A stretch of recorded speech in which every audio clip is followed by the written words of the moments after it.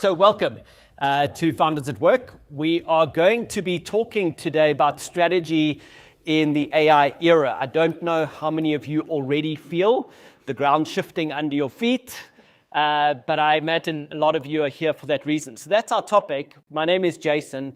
I'm the co-founder of businesses that have been helping companies like you scale for the last 20 years, more or less. Edge Growth, 10x Entrepreneur, Art of Scale, the last probably a year and a half, my focus has been at the intersection of scaling and artificial intelligence. And so we are passionate about empowering you with clarity on how to scale with this generational transformation we are living through. And you're at the second of these masterclasses co-sponsored by F&B. So without further ado, I'm going to just dive into the first session. So let's get going with part A, the art of strategy. I'm going to start with timeless principles, and then we'll move into how those change in the AI era. Many of you know the classic story of Apple being 90 days from bankrupt and closed in the late 90s. And that is after they fired the founder, Steve Jobs, who went on to do a bunch of other things. And then they brought Steve Jobs back. And there's a wonderful story of Apple's turnaround. And Steve Jobs did a number of things, slashed their product ranges and simplified operations and so on. And all of that gave them more runway, but that's not what produced the Macs and iPhones and iPads and so on in the room today. What produced the Apple that we know today is an insight, a conviction, an idea, and that idea was so simple, and that idea is the idea we need today for a moment like this.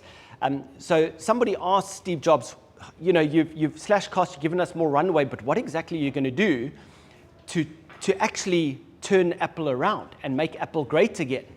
And he paused, and then he said one simple thing: I'm going to wait for the next big thing. I'm going to wait for the next big thing. That's what he said. Now, fast forward, the next big thing came along. It was the iPod, and they were number one. And that led to the iPhone, and they were number one. And that led to the iPad, and they were number one. And that enabled them to resuscitate the Mac.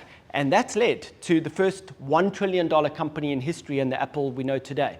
I'm going to wait for the next big thing. We're going to unpack today why that statement contains so much wisdom on strategy, and in particular, strategy for the AI era. So the reference material, if you want to go deep on what we cover in a kind of a postal stamp today, is in the book, The Art of Scale, and chapters 5 through 8 cover the art of strategy. But I'm going to give you the most important principles. So I want to start with an illustration, and I'm going to hope the audio works for us. You're going to have to watch this really carefully. It's a short video, it's like 30 seconds, and it's going to happen in a blink. Okay, so you ready? Are you paying attention? Do you know what happens here? Have you watched enough sitcoms to know that they're doing what's it called, Andrew? A huddle? I don't know. And then the guy's going to pass the ball through his legs, and then somebody's going to look for a runner and throw it into open space. You know that? Okay, so that's what they're about to do. Watch.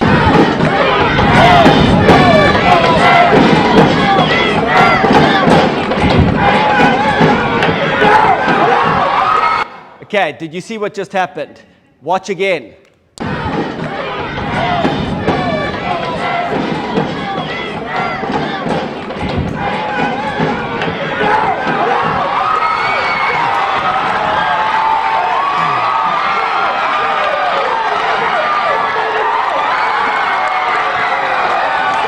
Okay, he scores the touchdown. They win the game. Was it a good strategy? Why not? It will only work once, I promise you that. And that is why it is a great tactic, but not a great strategy. Because strategy is a repeatable formula to win. So there are 10 principles for strategy, a repeatable formula to win. I can't go through all 10 of those principles in such a short session, but what I can do is arm you with these central insights, and that's what I'm going to aim to do, arm you with the central insights. but they all add up to a repeatable formula to win. You can package your own repeatable formula to win in the strategy canvas. You can download this for free from artofscale.io. There are a bunch of free tools. Just look for strategy canvas. The point is to be able to articulate all the key elements of your repeatable formula to win on one page. And that's the job that this does. Now, I want to focus on the most important rule on the page. And I want to do that by sharing a little bit of research that was done by Bain & Company about 30 years ago, published in the book, Profit from the Core. They asked a simple question. If you separate the outliers, the companies that perform best sustainably over a long period of time, from the rest of the good companies, you know, the ones your pension money is, what separates the outliers? What fundamentally makes them different? And so they took all the publicly listed companies that had published data for a decade and pulled out the outliers who had better growth in revenue, better growth in profit, more consistency. And it turned out there was a small group of companies, 13% of them, that consistently performed better than the rest. And when they asked, what do they have in common?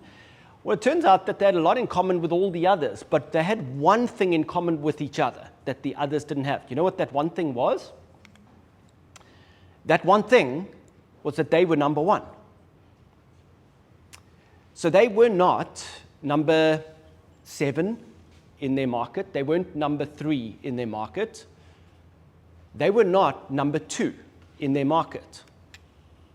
They were number 1 in their core business. That's what they had in common. And so the companies that grew fastest, top line and bottom line, most consistently, what they had in common is that they were number 1. Now, if you think about it, just very simply, why is this so significant? Why would it matter so much? Like, it actually becomes quite obvious, because when your customer has the problem that you solve, and they pick up the phone to get it solved, who do they phone? Well, they phone number 1. On average, they phone number 1, the best. And because they phone number 1, well, guess what? If you are number 1, it's cheaper to get customers because you're the one getting phoned. But guess what else happens? When you drop the ball, who do the customers go to?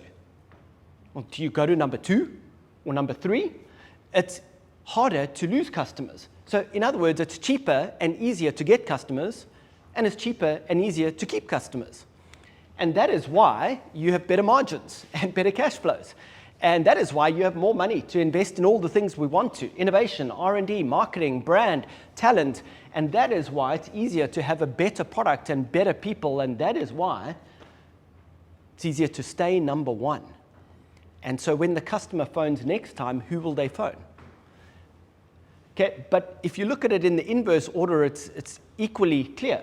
If you're number 2, not number 7 or 3, or you're number 2, and the customer has the problem that you solve, who do they phone on average? Well, they phone number 1. And that is why it is harder and more expensive for you to get customers, harder and more expensive for you to keep customers. That is why your margins and your cash flow are so tight. That is why it's difficult to invest in R&D and innovation and talent and brand. And that is why it's difficult to have a product and a team that is as good. And that is why we're still number 2. The point is not this is irreversible. The point is that this is not the only thing going on. But if you could ride the Cape Argus race with the wind into your face or behind your back, which one would you want? Right? You want the wind behind your back. And so the so what of all of this is that the number 1 law of strategy is simply be number 1. That's the number 1 law of strategy. And so when you do strategy, really what you're trying to figure out is, where and how will we be number 1? That's the job of strategy. Now, I want to unpack in a little bit more detail how you go about thinking about being number 1. And so I want to do a little bit of basics of strategy and People often say you should explain things as though to your granny or a 10-year-old. So forgive me for treating you like a 10-year-old. But it's useful to have this very simple picture in mind when you think about strategy. So, if you bring our business down to basics, we're trying to make money by solving people's problems. Those people, we call them customers. They have needs. We want to solve those needs, and we want them to pay us for it. And so what we do is we make a promise to them. The promise is, I'll take that pain away. I will solve that problem. And in return, there's a price. And when we build a great company, what we do is we build a company that's able to deliver on that promise, and the cost of delivering on the promise is lower than the price that we get. And so we make money. So far, so good. Here's where it gets complex. There are other people wanting to solve the same problem and earn the same money. And so we land up in competition for those same dollars.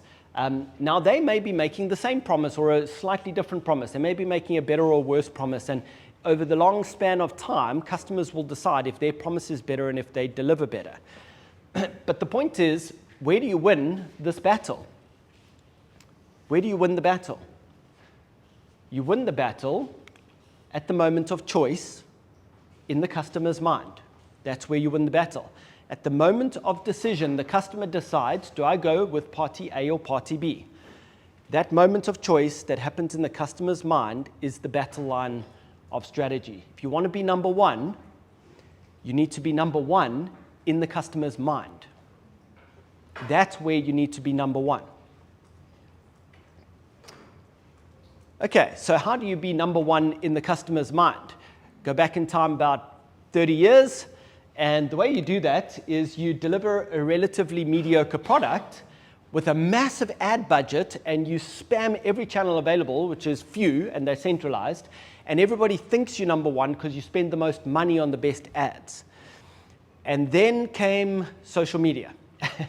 And now our mediocrity is instantly visible to everybody.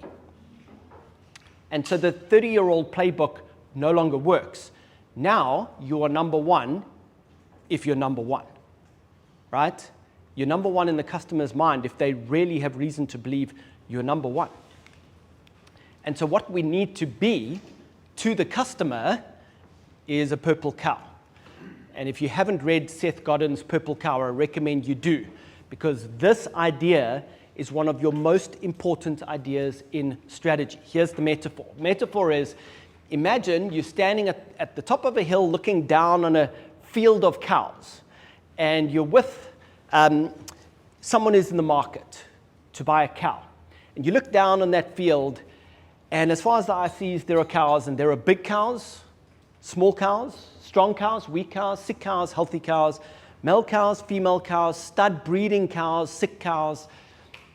But as we stand up here on the hill looking down, what does the customer see? They just see a sea of cows. That's what they see. So you don't want to be just another big black and white cow in a field of big black and white cows.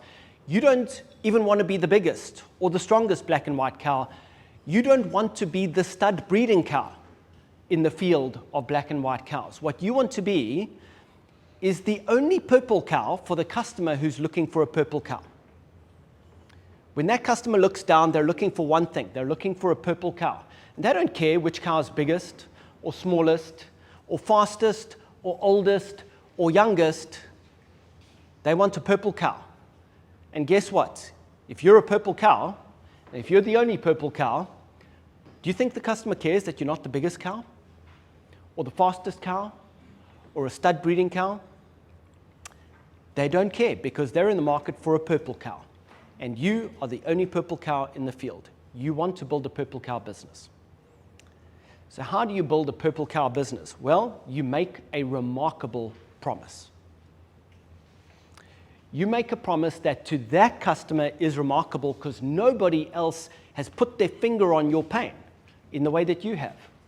Nobody else has seen how the rest of the market underserves you, because there's one thing that matters to you more than everything else, and nobody else is really meeting that need, but you do, and you promise you do, and that makes you a purple cow. I'll use an example. how much will you pay for fuel this week? How much a litre? 21?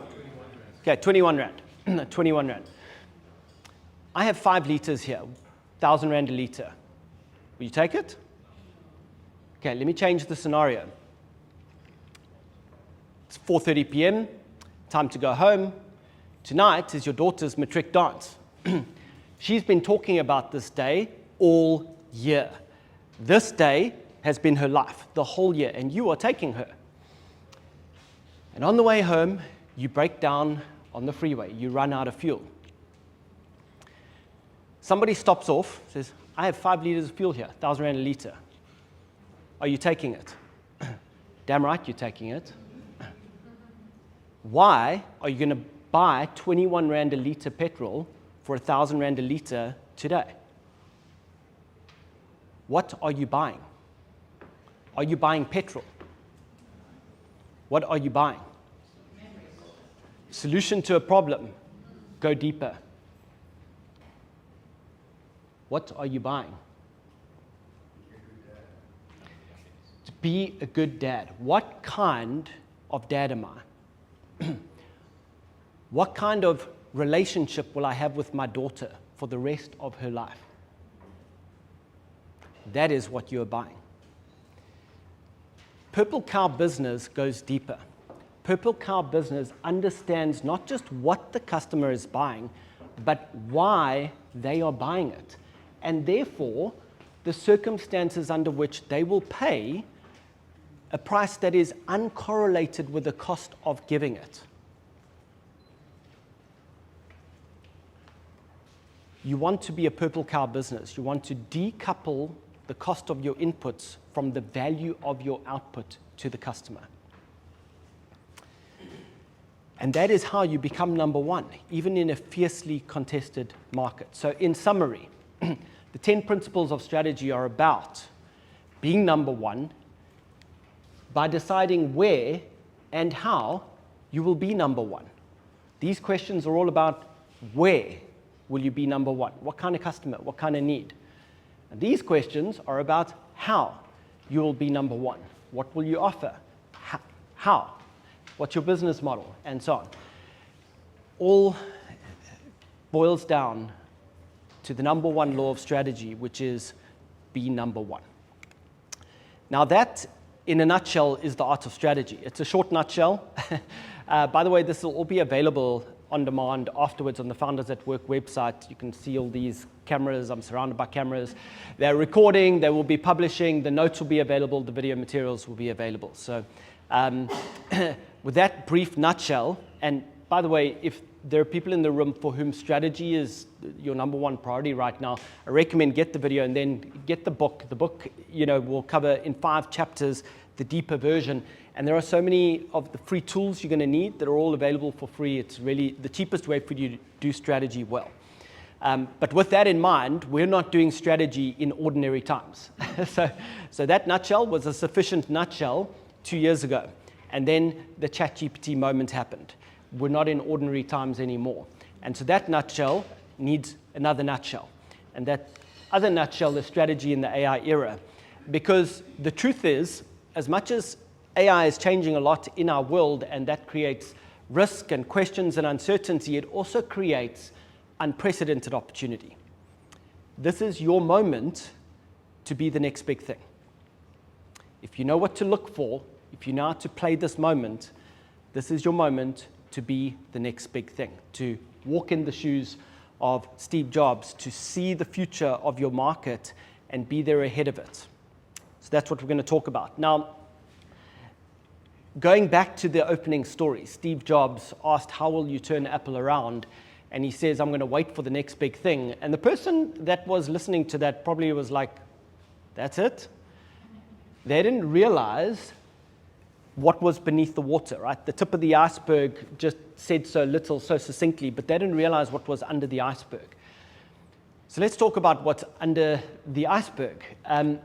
For the last few centuries, and certainly the last few decades, we've been seeing technology revolutions, new S-curves.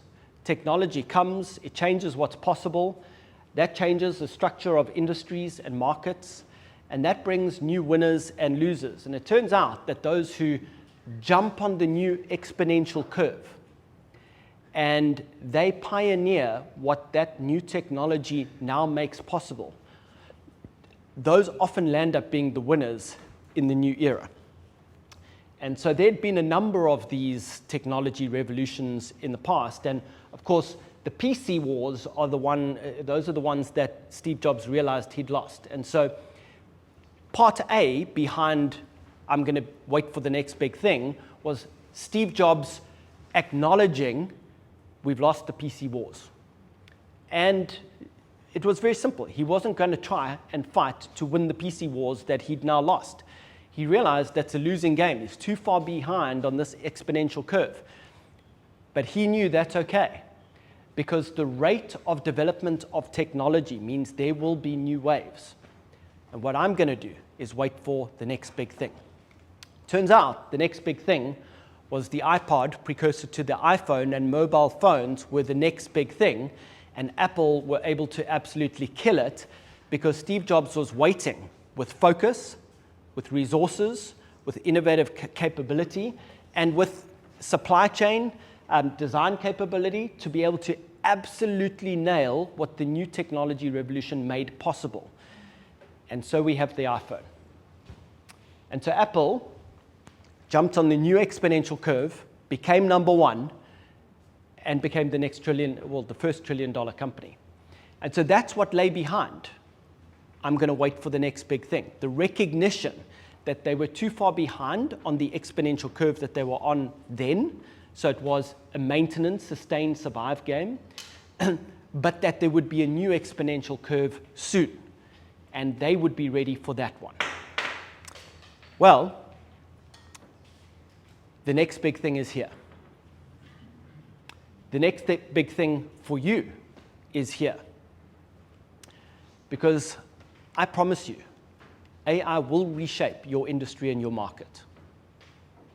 It will reshape every industry and market. It will happen at different speeds. For some, it might take 10 years, and it might be second, third, and fourth order effects. But for all of us, it will reshape our industries and our markets. And that's good news if you're an entrepreneur, because what it means is there will be new blue ocean space. There will be new uncontested market space. There will be new things possible that you are positioned to see before anyone else sees them. And so there will be spaces for you to be number one. And so the mindset that I want you to have from here on out is, what's the future? Where am I going to be number one? So we're going to unpack a little bit about how you go about that. But fundamentally, I hope the switch that is clicking over in your mind right now is, this is my moment to be the next big thing.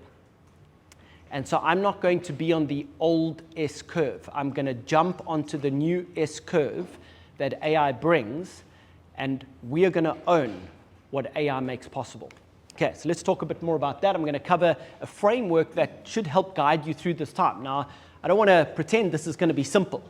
I don't want to pretend that every one of you is going to win, because there was only one Steve Jobs. But this framework will help you with clarity of thought. So I'm going to cover 4 things: the forces to be aware of, the questions to answer, the mindset to have as you go about answering those questions, and then the sprint, what to do when you walk out of this room. So let's talk firstly about those forces. There are 6 things that are going to fundamentally change because of AI. We're going to unpack one of them, but I want to headline all 6. So firstly, the cost of cognition is going to 0, more or less. So the cost of doing thinking is going to more or less collapse, and that means that businesses built on scarce and difficult thinking, those businesses are going to find themselves under a lot of pressure. Number 1. Number 2, the winners will have proprietary data. And that's because AI is fueled by data. And AI can do some jobs better with data that none of the AIs have that you have. That's called proprietary data. So the question all of us need to answer is, what proprietary, valuable data can we build a business around? Number 2, proprietary data is your new moat. Number 3, how your customers find you is going to change, right? You've probably all been aware of the shift from old SEO thinking to SEO plus question mark, plus AI discovery, plus agentic discovery, plus what? We don't know yet.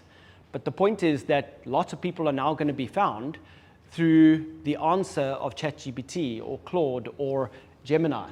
And so customer discovery is going to shift, not entirely to AI and not overnight, but partially to AI and maybe entirely for your business. So we all have to figure out what AI discovery looks like for my business in the future. Yeah, it's number 3. Number 4, the rise of the agent economy. This is still quite theoretical for many of us in the room, but hands up if you've started using OpenClaw, Clawbot, Maltbot. Okay, that's a third of the room. You know this is not theoretical. Anybody who has started using an actual agent in their personal capacity sees instantly what a transformative wave this is going to be. And so what we're going to see is the spawning of billions of agents. Intelligent, whatever we call them, it's just intelligent bots with a degree of autonomy doing stuff out there without a person, strapped to them, including shopping and buying. So because of that, it's going to change a lot of who's buying from us. Many of us, our businesses are not going to be consulted by or be serving only people. We're going to be serving people and agents. We're going to be selling to people and agents. And each of us needs to figure out what the rise of the agent economy means for our business. Okay, so that's number 4, the rise of the agent economy. Number 5, automation will hit the knowledge sector hard. We've all felt this to some degree. Let me contextualize that statement. The word automation up until the end of 2023 largely meant we put in machines and they do the work that humans used to do, right? Think mines with autonomously driven vehicles and so forth.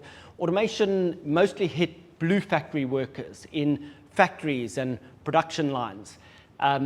Well, it's the knowledge production line that will be hit by the AI revolution. And that doesn't necessarily mean there won't be knowledge workers. I think there will be a lot of knowledge workers and maybe more knowledge workers, but they will do different work and they will do it differently. And those who don't do different work and do it differently are the ones that won't exist. Okay, and then lastly, speed will win. There's a dilemma in there because speed with uncertainty leads to mistakes and some of those kill. So it's not simple. You can't just be fast. But you also have to be fast. And so a better word for fast is adaptable. You have to have resilience and adaptability because we don't know what is coming and when and how fast. We need to be able to adapt. That adaptability requires resilience to make lots of mistakes along the way. You don't want to be putting all your eggs in one basket so that your first bet, if it's wrong, you're out of the game. You want to be able to make bets, get them wrong, and then make more bets when you know more. So speed of adaptation wins, and that implies and requires resilience as well as agility. Okay, so those are the 6 things that will change. We're going to double click on one of those things. I want to give emphasis to the first of these because that's what we have time for. I want to talk about this cost of cognition collapsing. I want to be really practical about this. The business career we've had, it's over. Things don't work like that anymore. How did things work? A business had a fundamental advantage, and that lasted for 3 or 5 or 7 years. Why? Because that advantage rested on an innovation that they had, something that they could do better. And that's something that they could do better. Other people could copy them, but it takes a lot of expertise, problem solving for a very long time to come up with the solution. And in the past, that expertise, so think people who've studied a lot, worked a lot, know a lot in a special domain, and then in other domains, expertise working for a lot of hours, days, months, years think expensive, that was constrained. There are only so many experts in that domain. They only have so much time. They've got a lot of other things to do. That was constrained, so innovation was slow and expensive. As a result, innovation, unfolded in industries, in markets pretty slowly, and so competitive gaps were pretty stable. You're much better at something today. You can probably still be much better at that for 3, 4, 5, 10 years. And that meant that you come up with a compelling, remarkable promise. You're a purple cow that can age in years. We don't live in that world anymore. In the world we now live in, expertise is almost free. Cognition is almost free. You can access the smartest person and all their knowledge and all their insight on most topics that are important to us for almost free. And then you can get that person to think about your problem for the equivalent of years, except that it takes days and it costs almost nothing. Think about the significance of that. The cost and access to expertise and cognition, going down to zero. What that means is innovation will explode. Somebody has a great app, like a leading, first ever amazing app. A week later, there's a copycat. 1 week later. From somebody who knew nothing about this a week ago. So innovation will explode. Competitive gaps are going to do crazy things. Why? Because it's not as simple as saying competitive gaps are going to collapse. Because there are going to be so many vectors of innovation that people are going to be building business models around innovating every week, producing something new and dynamic every week, which will produce this very hard to comprehend ocean of changing, constantly morphing and changing competitive dynamics and gaps. But if you are a static, slow-moving organization, then your value proposition, if it's the best in the world built on proprietary capability, unfortunately, where that would have aged in years, it will now age in months. And so the so what is, if you're a pre-AI business, if you're not natively operating on AI, all your people are AI augmented, your operating system is AI augmented, this new speed of doing things, of innovating, bringing new value propositions to market, this new speed will simply break you. Your business will not be able to keep up. This is what it means. And actually, this is only one of the things it means. But this is the central thing it means from a strategy perspective, that the cost of cognition is going to zero. So let's just land this in a practical thought experiment. I want you to imagine your business as it is today, competing with the exact copy of your business, except that exact copy has no computers, no access to the internet, nothing digital at all, operating on analog phones and fax machines. Can you imagine that business competing with yours? Okay, let's do it again. I want you to imagine competing with a business with 1 million PhD levels, researchers, analysts, strategies, simulators, writers, organizers, managers, administrators, that they don't pay anything for. Can you imagine competing with that business? Because that is the world that we are now in. We just haven't all arrived in it yet, but that world is here. Okay, that is the AI era we are doing strategy for. So that's the 6 things that change. That's the first part of the framework. So what does this mean for us? What do we do about it? Well, I want to start with then part 2, the 3 questions we all need to answer. And I want to introduce them just with an analogy. How many of you have heard of Wayne Gretzky? Okay, a couple of you have. Arguably the greatest sportsman of the last few decades, certainly the best ice hockey player in the last few decades. His level and layers of genius are just incredible.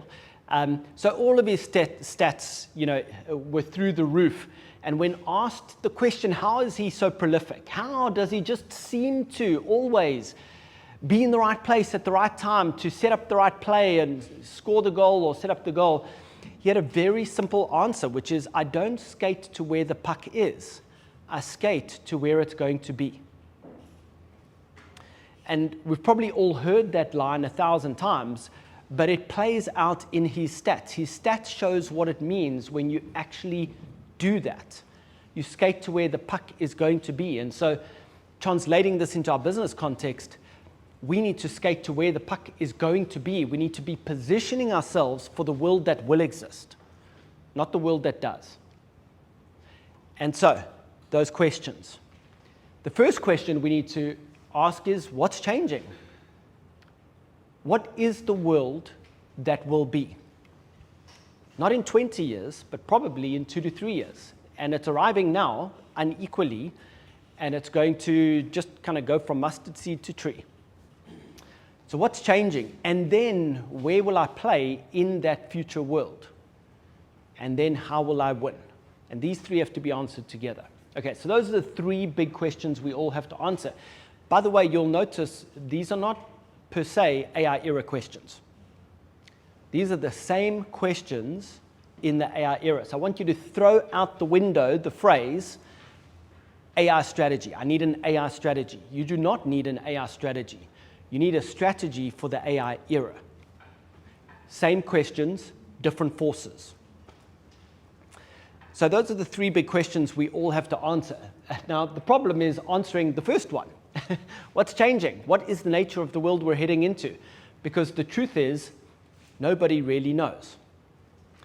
Sure, we've been here before. There've been many exponential curves, technology revolutions over time, the printing press, and then, PCs and the internet. And what's different about this one is that with the internet, they needed to roll out fiber optic cables, dig up ground, lay down cables, connect houses and buildings, and all of that ultimately landed up taking decades to reach everywhere. Took a few years to kind of, even reach everywhere in the major metros in the world.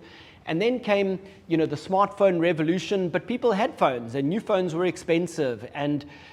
So it took 10 years for smartphones to really mature and become what we know them. And it took a long time for people to shift from feature phones to smartphones, and then have two phones, and then two phones per person. And these things took a long time to play out. ChatGPT had 100 million users in 2 months. There are 800 million weekly active ChatGPT users today. Think about that. The ChatGPT moment happened 2 and a bit years ago. Just over 2 years ago, ChatGPT arrived, 3.5. It's now useful. People start finding out about it. Probably you didn't find out about it for another year.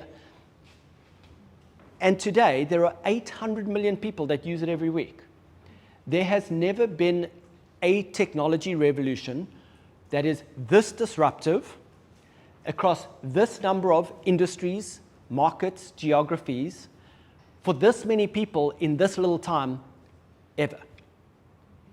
It's the first. So we don't know exactly what the future holds.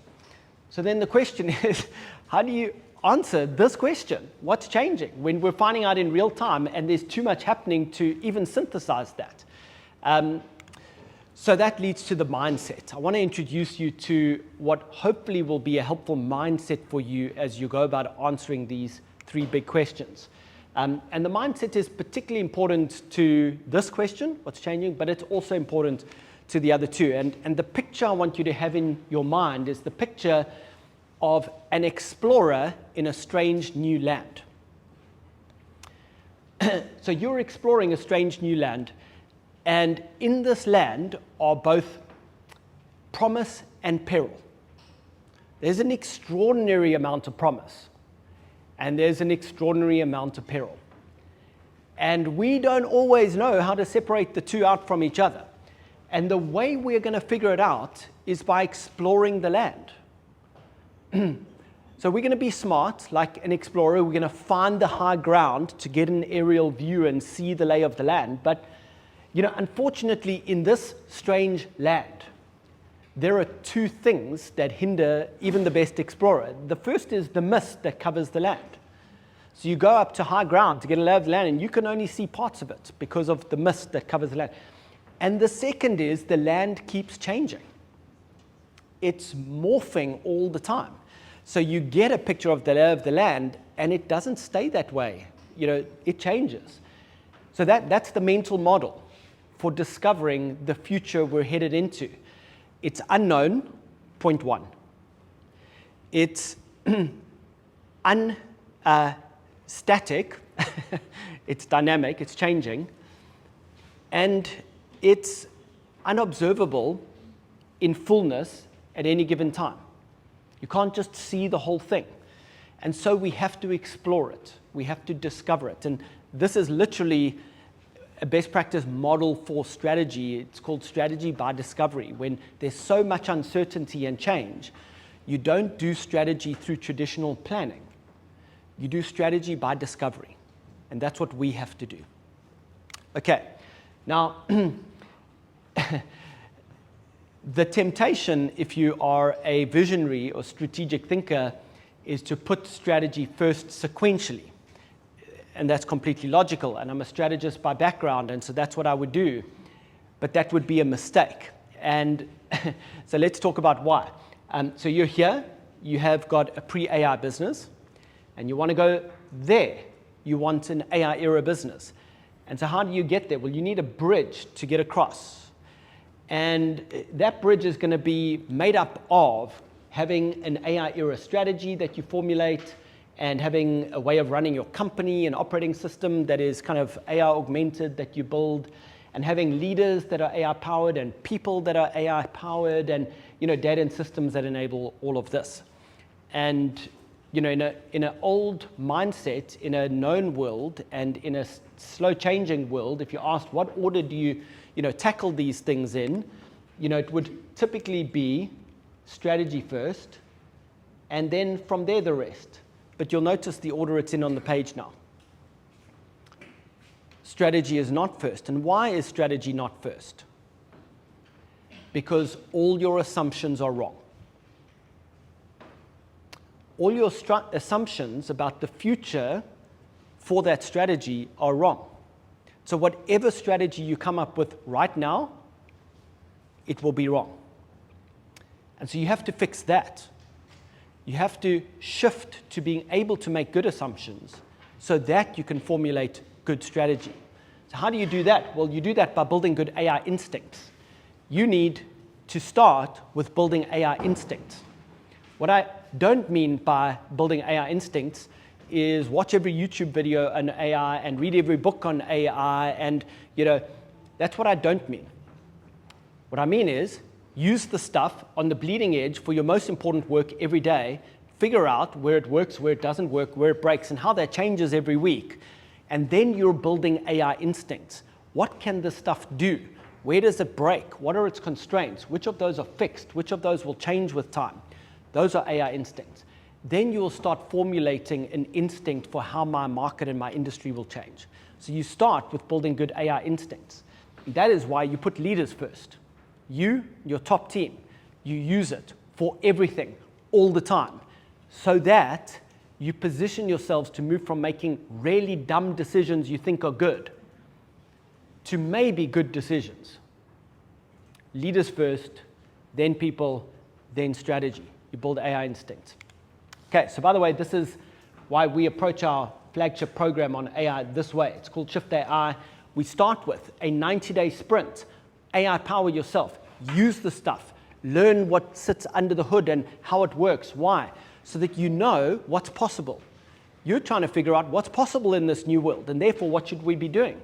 Well, to know what's possible, you need to know what this technology can do, and how it's constrained, and how that will change.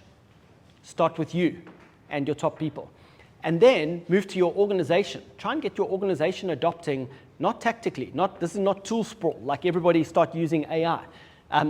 This is getting your people operating AI-augmented workflows that are re-engineered for the existence of AI. Why? Why do you want to do that? because I promise you, this will work differently than you think. Most businesses of the future are still going to be organizations with lots of people. The billion-dollar company with one-person thing, that will exist, but I think there might be 17 of them in the world. I don't know. It's the tiny minority. Most companies are still going to have quite a lot of people. And you're going to have to bring your organization into the AI era. And it's going to work differently than you think. And that's going to impact your speed and your investment required. And those are assumptions that you need to make well as you formulate your strategy. Hence, leadership team, then people, then strategy, then everything else. Okay, so that's what we recommend. That sounds like what you need. We kick off our next pod in Joburg on the 19th of March. You can speak to Francie for more info. The so what of all of this, like the mindset through which you navigate the AI era, is as an explorer, you make this your number one priority. You prioritize strategy, you put it at the top, because if you haven't done that, then your business strategy is a slow liquidation strategy. I just want you to internalize that. Until you have a strategy to win in the AI era, your strategy is a slow liquidation strategy. And so you need to put this at the top of the list. And then how you approach it is by discovery, not by textbook planning. You don't hire an MBA to do this.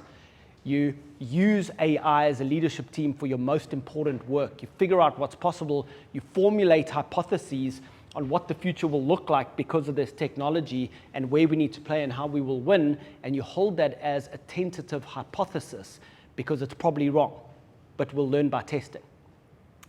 And then be adaptable. Don't put all your eggs in one basket. Have dry powder so that when you're wrong, and you will be often, you can go again and again and again and again. Okay, so that's the mindset that will help you navigate this era. Lastly, the 90-day sprint. So I want you to walk away from here working on this. So what should you work on? What I want to recommend is you make the next 90 days about you and your leadership team building really robust AI instincts. And I don't want you to master prompting, although you must do that. I don't want you to master context engineering, although you must do that. Those are very tactical and operational necessities, which you must also do, but that's not what this means. I want you to feel the future. That's what you need to do. You need to feel the future. It means you need to be so familiar with this new technology that you can just see the parts of your business that are now irrelevant. You can see what is coming, ahead of it coming, so that you're then positioned to be the next big thing. Okay, so quarter one, build AI instincts. Get yourself on some kind of track. Put in hours every single week. You should, by the end of this week, be on Claude Cowork. By the end of next week, you should have a OpenClaw or similar AI assistant working for you. By the end of the next week, you should be experimenting in Claude Code, even though you don't code, because you don't do anything in Claude Code. Your AI assistant does it for you. Okay, so these are things to start doing so that you feel the future. It's terribly uncomfortable because we don't have a cooking clue what we're doing. Oh, just open the Claude panel and ask it to help you. When I say Claude, Gemini, ChatGPT, whichever you prefer. Right now, for most of us in the room, Claude is the go-to. But the point is, it's your always-on assistant. You can be working in a terminal not knowing what the hell you're doing. You're just copying and pasting. Hey, Claude, it says this. What do I do? Copy-paste this. Copy-paste. So you need to get familiar with using AI to cover your blind spots, your incompetencies, to work at the cutting edge of what this technology makes possible. Not because that's how your business needs to work in future, but because you want to feel the cutting edge of this technology so that you feel the future, so that you build good AI instincts. Okay, that's heavy. So let's summarize. Move fast. This is not a time to kind of move away from here and kind of think about this again in three months' time. You want to stack wins every week. AI wins every week. Move fast. but prioritize seeking clarity. Accept that you know nothing about what the future is going to be like for your business, and do something about that. Seek clarity. And stay agile. Keep resilience and adaptability, because you'll be wrong a lot of times. You'll place bets that won't work. Have the ability to place more bets. Okay, so strategy in the AI era, it's an expedition. It's an expedition in an unknown land filled with promise and with peril. That's the land we're in. Welcome. That's strategy for the AI era, folks. We're going to bring that session to a close now. I'm going to do Q&A on strategy in the AI era for 10 minutes. We're then going to go to break. And then after the break, we're going to come back and we're going to do a lab. You're going to bring out your laptop. I hope you read that part of the email. Read your emails. Bring your laptop. Have a ChatGPT or Claude account. You're going to use that. We're going to work on your business in these tools after the break. Okay, so that's what comes next. But for now, we are here. So questions, and then we'll go to break. Yeah, okay, so Merit will bring you that little square, which, believe it or not, is a microphone. And so if you wouldn't mind just holding on so we can record your questions.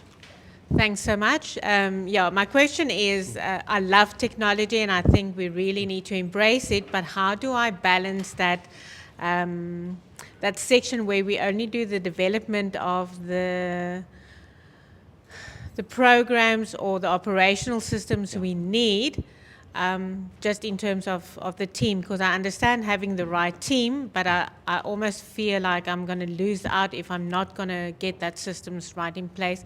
And how much do I invest in that? Yeah. Thank you. I want to put my finger on what I think is the fundamental constraint in your overall question and talk to that. And the constraint is we're too busy. We know this is important, but we're really busy and we can't give it the time and energy that it needs.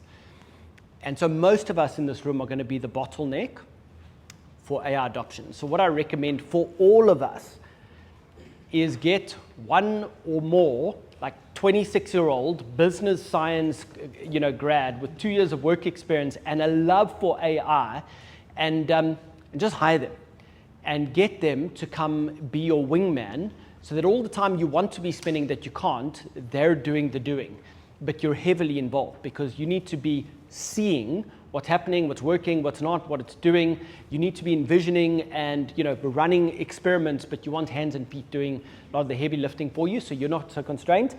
At some point, you will mature and you will have AI agents doing a lot of your experiments for you, and you will tell them what to do over Telegram or WhatsApp, and you'll come back at the end of your meeting and it's done and you've got results and a dashboard. That will take some time, but for now, get the BizSci grad. Can you pass the mic along?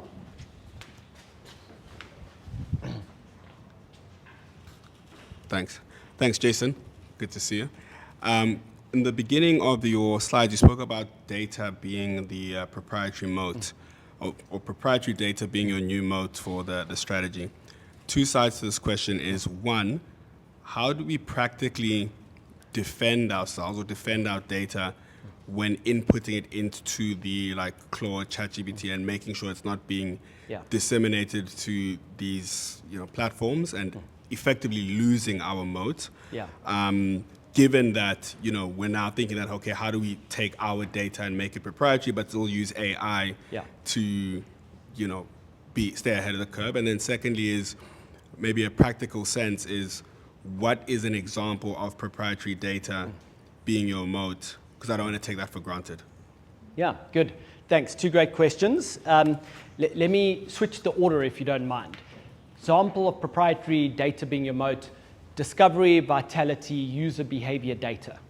Right? You shop at Woolworths, you buy this amount of healthy stuff, unhealthy stuff. You get the picture because you know the vitality business model. Proprietary data, only they have it. It enables them to predict whether or not you're going to kind of get sick, cost them more, and therefore what your premium should be. Proprietary data. So how do you protect your data moat from these guys to whom you're feeding your data moat? So I would say, so one, you're probably feeding that data moat already to Cloudflare and Azure and so on. So, over time, things will become clear, the degree to which we can really trust their promises that if you are on an enterprise account, and particularly enterprise account, but also a consumer paid account, and you tick the right toggle, they don't train their models on your data. And I think that is important for them to do because their core business model depends on trust, people trusting them with their proprietary data. So that's what they promise. That should make most of your data moat secure. But personally, the jury's out for me. I'm inclined to be skeptical and rather be even more cautious than that. But that's the official situation. Your proprietary data is safe if you have an enterprise account. You have the same kind of enterprise security guarantees that you have from Microsoft Azure. Okay, but then if it's truly sensitive strategic data and you don't trust that, build your own local LLM. Get a hardware cluster, install an open source model, and only run the small portion of queries that require that data, only run it on your local cluster. That, of course, then is a hardware investment, and you need redundancy, and you need team to manage this, and so forth. So that's a strategic decision, but that's how you would do it. And the good news is that, for most use cases, the best open source models are more than good enough. You just got to have the local hardware. Yeah.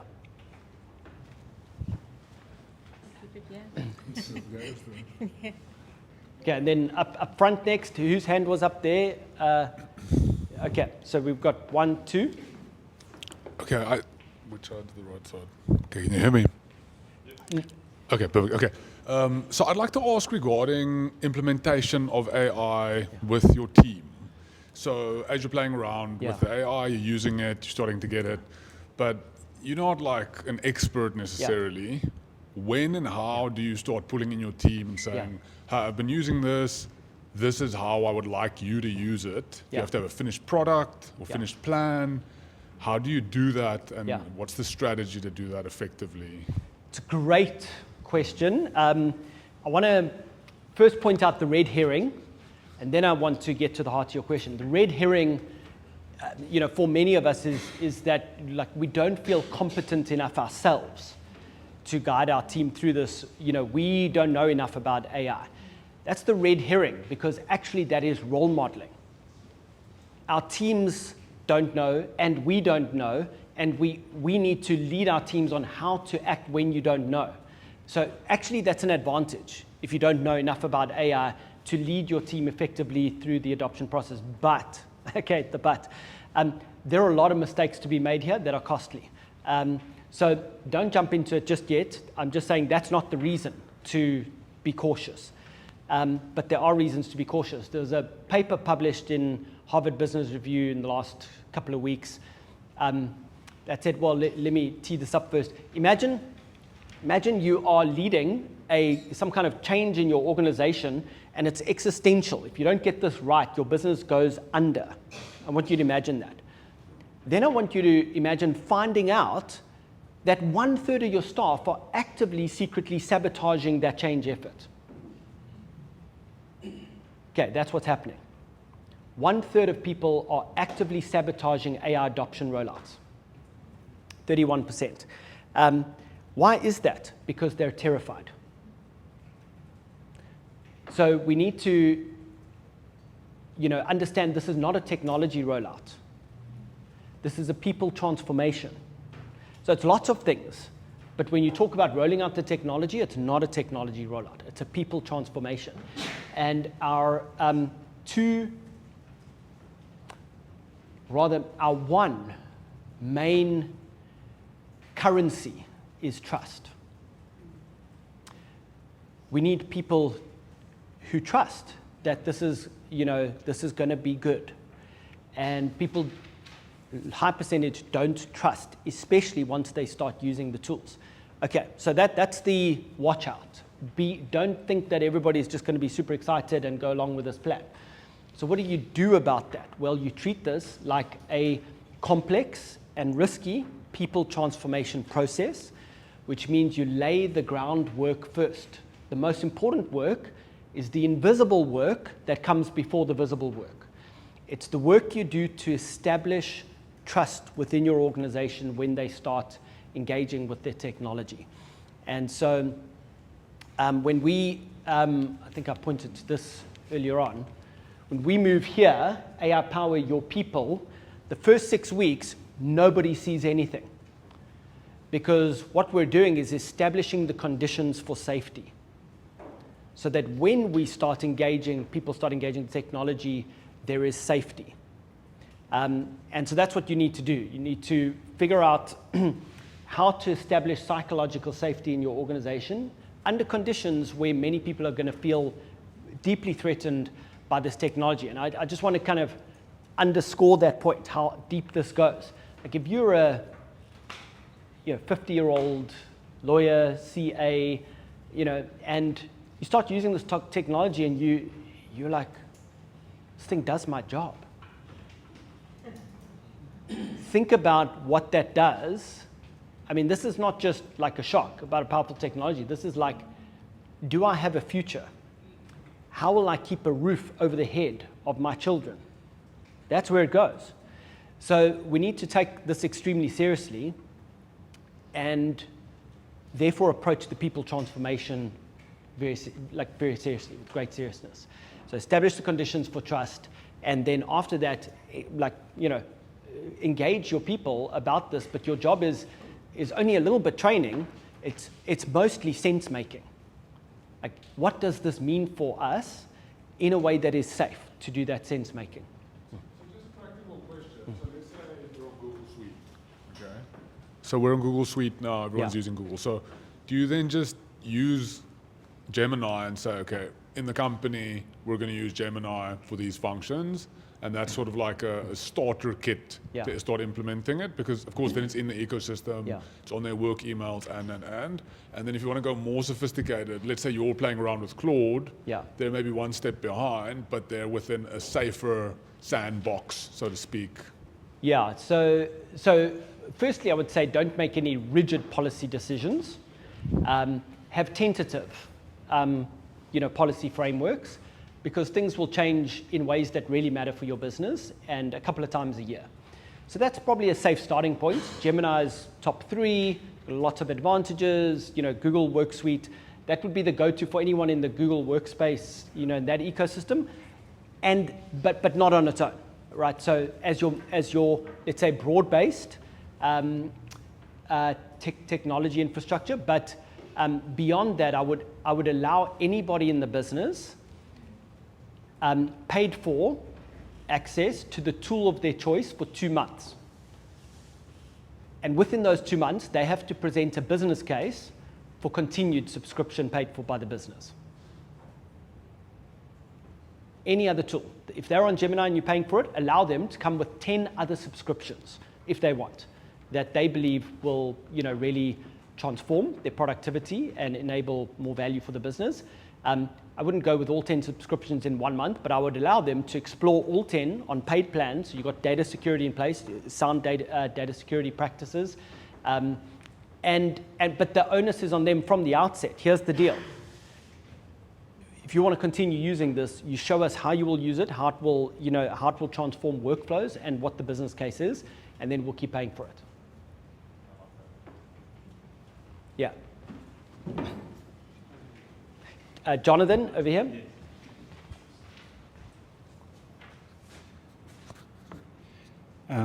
So you speak a lot about how AI is going to transform the way business works. What are the ways that it might not transform business? Yeah. And then dealing with the question that you spoke about, redundancy. Yeah. Where are the areas that you think humans should focus on playing or putting their attention to be safe in the AI future? Yeah. You cheated over there, 2 questions, but and they're both suitcase questions. So I'll do my best. So what doesn't change? The whole book, Art of Scale, is a pre-AI book, and nothing in there changes. So the fundamentals don't change. The timeless principles of doing good business don't change. There will still be customers who have problems they're willing to pay for to be solved.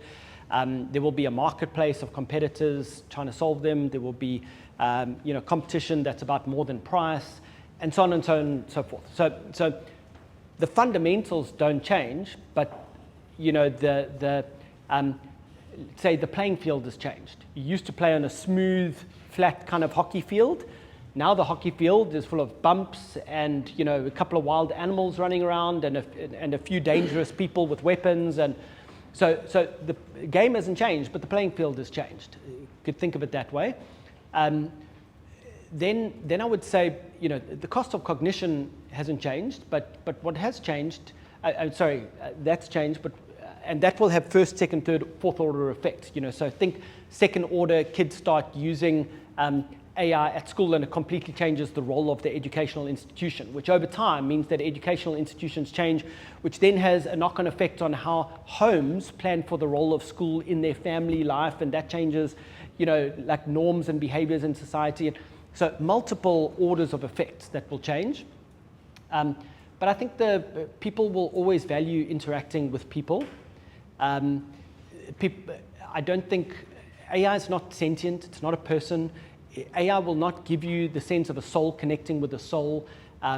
There's already data on this, that when people deal with an artificial intelligence business coach, that coach gives them much better advice on a broader range of topics, on a much more convenient and cheap basis, 24/7, wherever you want, etc.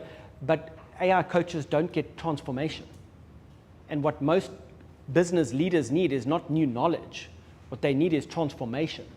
And so there's still a fundamental role of human beings, in eyeball to eyeball contact, resulting in dynamics that maybe we can't even fully explain, which are irreplaceable. And maybe these things will become more and more clear to us as AI chips away at more kind of, nice to have roles humans play and makes clear the must have roles. I don't think we can fully unpack what are the must have roles yet, but I definitely think relationship, human to human relationship, and everything that goes around that.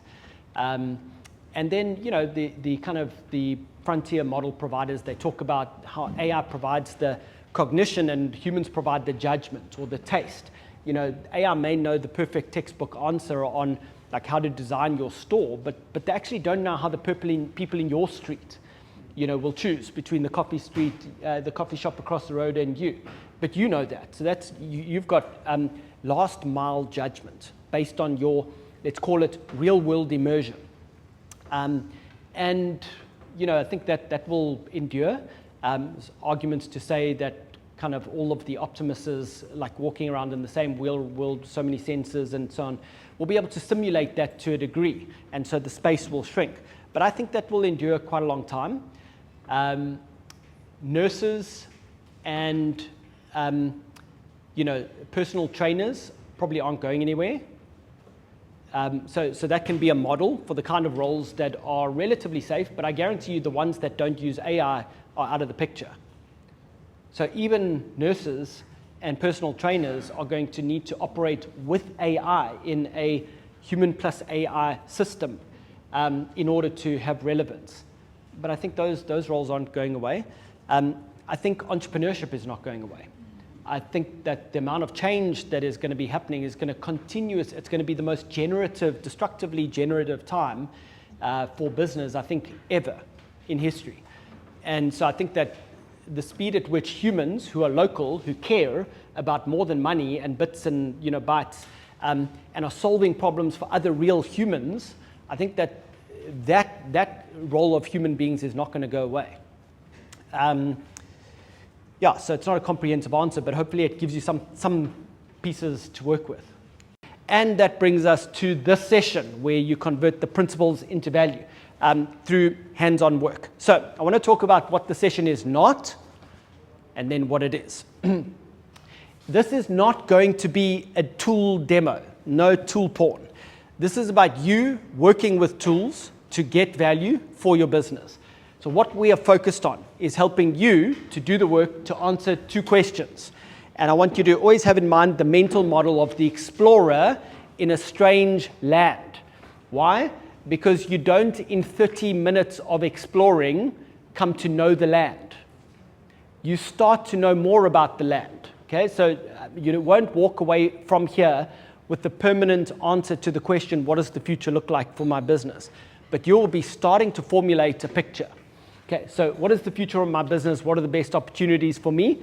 You're going to get a starting point to ruminate on. You're going to get 4 different gurus giving you input on that. 3 experts, you will choose them. We'll give you a list, add anyone you want, and a McKinsey-style brief.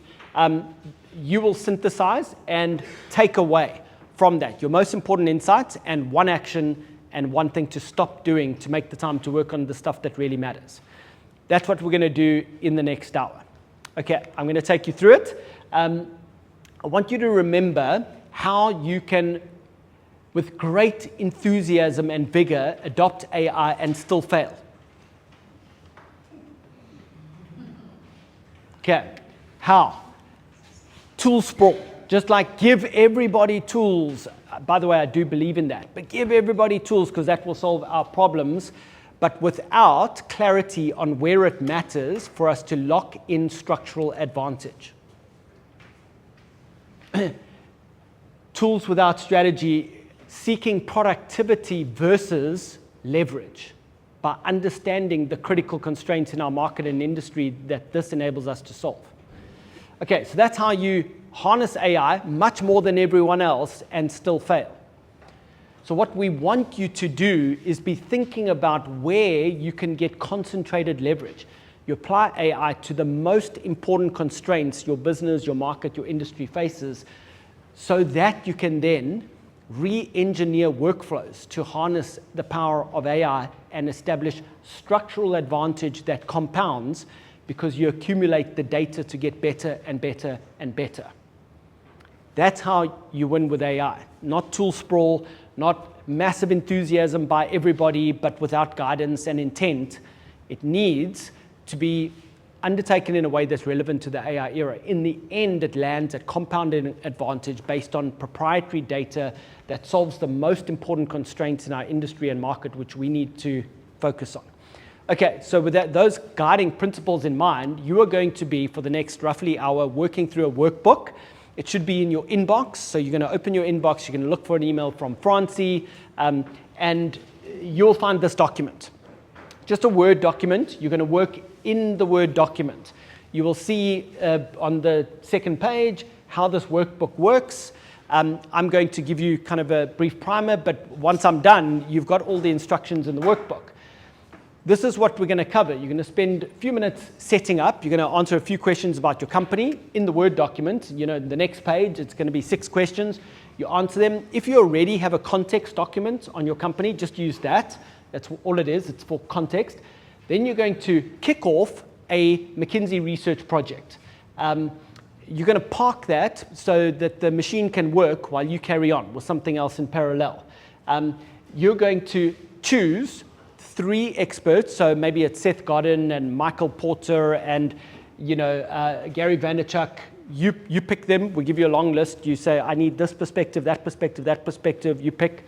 You're going to pick 3. You're going to put their names in to a prompt we give you and plug that prompt into your AI tool of choice, whether it's ChatGPT or Claude or Gemini or whatever. Plug it in, run it. It should take something like 3 minutes to generate. And then you're going to read these expert opinions. We've crafted the prompt very carefully so that they will give you valuable perspective on the future of your business and the best opportunities for your business. So you are basically channeling 3 people of your choice. If you could pick up the phone to anyone in the world and they know and tell them everything they need to know about your business and ask them to forecast what they think the future for your business is and what they would do if they were you. That's what you're doing over here. Okay, so you're going to read 3 opinions on the future of your business. We're all in very different places with our mastery of AI. For some of you, you've never done something like this before. For some of you, you've done this 100 times and you've actually got a better prompt. Feel free to use it. If this is nothing else for you because you're far up the learning curve on AI, at least it's a protected hour to be focused on thinking about the future of your business. If it's only that on itself is valuable. Once you've done that, you're going to now come back to the McKinsey assignment you set up, which is basically Kimi K2.5. It's a Chinese model. Chinese version of ChatGPT, and it's going to produce a 15-slide PowerPoint deck that you would find it very difficult to distinguish from a McKinsey partner deck. And you're going to come back and you're going to read that. Depending on the complexity of your business market, it may be finished, it may not be. This could take 15 minutes to run. It could take 2 hours to run, depending on the complexity of your business. So if this is not ready yet, you'll hit pause and come back to this later today. And then you're going to synthesize. You're going to score AI's impact on your business out of 5. There's a guide in the document. What are the scores 1 to 5? Basically, how urgent is it that I take action?